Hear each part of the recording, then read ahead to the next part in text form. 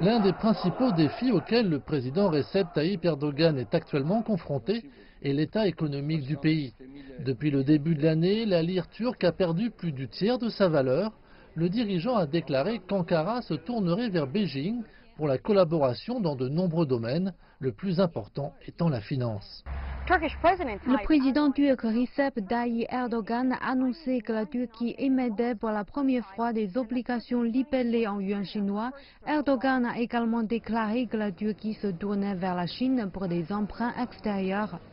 Les économistes ont souligné que la décision de la Turquie de diversifier ses sources de financement la rendra plus forte.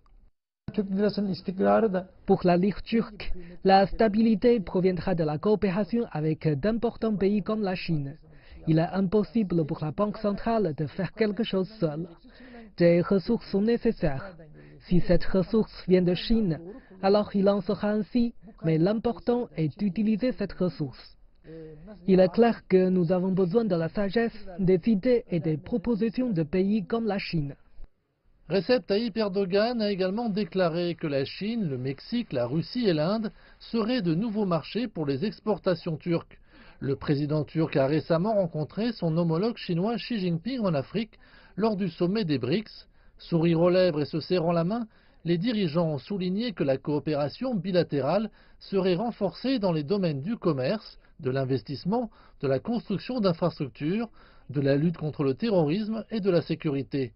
La Turquie a également pris part à l'initiative chinoise Ceinture et Route. Lorsque la Chine coopère avec la Turquie sur l'initiative Ceinture et Route, cela profite aux deux parties. La Turquie bénéficiera de ses besoins en infrastructures et en énergie, et la Chine disposera d'un partenaire solide dans cette région, car elle souhaite s'y développer, ce qui contribuera à la stabilité et à la durabilité des projets. On compte également plusieurs investissements chinois en Turquie.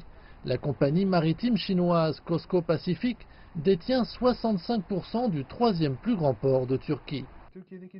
Je pense que la Turquie et la Chine pourraient également développer leur partenariat dans les autres ports de Turquie, dans la mer Méditerranée, dans la mer Égée et dans la mer Noire.